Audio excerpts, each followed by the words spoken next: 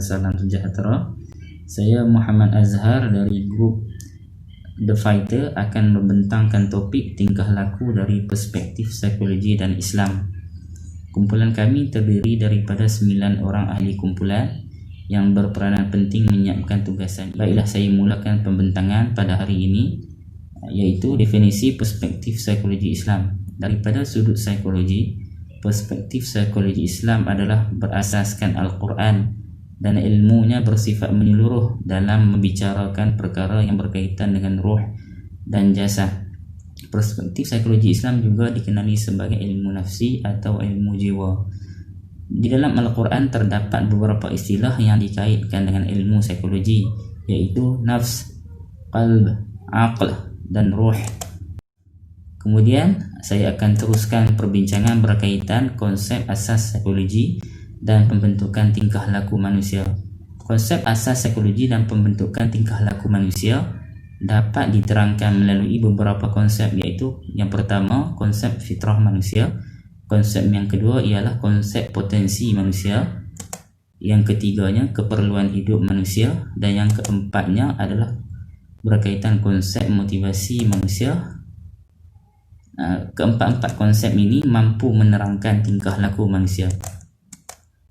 Baiklah, kita teruskan kepada teori pembelajaran tingkah laku yang menerangkan berkaitan bentuk perubahan tingkah laku yang diamati secara langsung, iaitu model-model teori yang terlibat adalah connectionisme, classical conditioning, operant conditioning, contagious conditioning, Sorbonne, dan social learning theory. Saya akan pergi kepada teori pembelajaran tingkah laku. Teori behavioristik ini merupakan satu bentuk perubahan yang boleh diamati secara langsung. Dekat bawah ni ada beberapa jenis-jenis model teori yang kita boleh rujuk. Dan seterusnya kita akan pergi kepada definisi. Ada beberapa orang tokoh atau ahli psikologi yang mendefinisikan tingkah laku.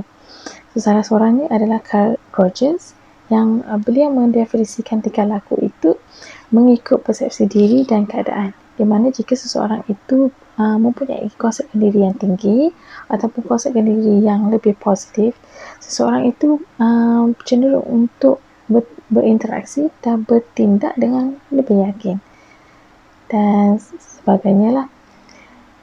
Terdapat beberapa jenis tingkah laku, iaitu tingkah laku prososial, tingkah laku agresif, dan tingkah laku bermasalah. Tingkah laku prososial adalah tingkah laku di mana ia bertujuan untuk memberi kesenangan kepada orang lain. Sebagai contoh, membuat kerja amal. Bila seseorang ini melakukan tingkah laku tersebut, dia berasa puas hati. Okay? Seterusnya kita akan pergi kepada tingkah laku agresif, di mana jika seseorang itu melakukan tingkah laku yang agresif, dia sebenarnya mempunyai niat jahat untuk menyakiti orang lain, termasuk secara fizikal ataupun secara psikologikal. Sebagai contoh yang di sini kita boleh tengok hostile aggression, di mana ia terjadi melalui perasaan marah, dan seterusnya dia cenderung untuk mencederakan mangsa. Seterusnya kita pergi kepada tingkah laku bermasalah. Di sini terdapat dua jenis, tingkah laku bermasalah positif dan tingkah laku bermasalah negatif. Yang positif dia sebenarnya untuk perkembangan individu itu sendiri, dan tingkah laku bermasalah negatif pula terdapat 3 jenis, iaitu menghalang, mengganggu, dan antisosial. Tingkah laku menghalang adalah tingkah laku yang boleh membahayakan dirinya sendiri, bimbang, terlampau bimbang, risau dan sebagainya. Tingkah laku mengganggu pula adalah tingkah laku yang merupakan membahayakan orang lain, seperti berkelakuan nakal, bising dan sebagainya.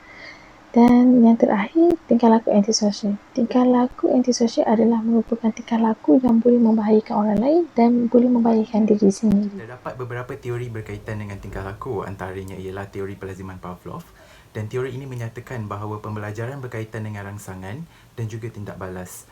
Tingkah laku yang dihasilkan daripada gerak balas terhadap rangsangan yang diterima, dan perkara ini dinamakan sebagai pelaziman klasik.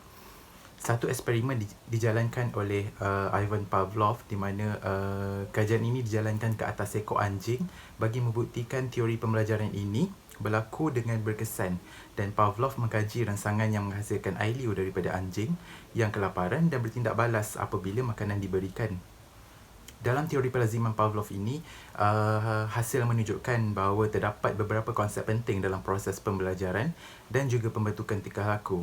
Konsep tersebut ialah penguasaan, generalisasi, diskriminasi dan juga penghapusan. Teori yang kedua adalah teori pelaziman operant Thorndike. Eksperimen ini dijalankan untuk mengkaji tingkah laku melibatkan pembelajaran haiwan bagi mewujudkan hukum kesan. Eksperimen ini dijalankan ke atas seekor kucing yang kelaparan dan dimasukkan ke dalam sangkar yang mempunyai selak. Kucing itu perlu membuka selak tersebut untuk mendapatkan makanan yang berada di luar sangkar, dan kucing itu dilihat ke sana kemari dan tanpa sengaja berjaya membuka selak berkenaan, dan percubaan demi percubaan dilakukan sehingga ia berjaya membukanya, dan ini dinamakan sebagai proses pembelajaran cuba jaya. Hasil kajian berjaya menghasilkan hukum kesan, hukum latihan dan juga hukum kesediaan. Secara kesimpulannya, manusia diciptakan dengan pelbagai keupayaan. Keperluan manusia disusun mengikut hierarki keperluan yang tertentu. Selain daripada keperluan semula jadi, faktor-faktor yang lain seperti motivasi turut memainkan peranannya dalam mempengaruhi tingkah laku manusia.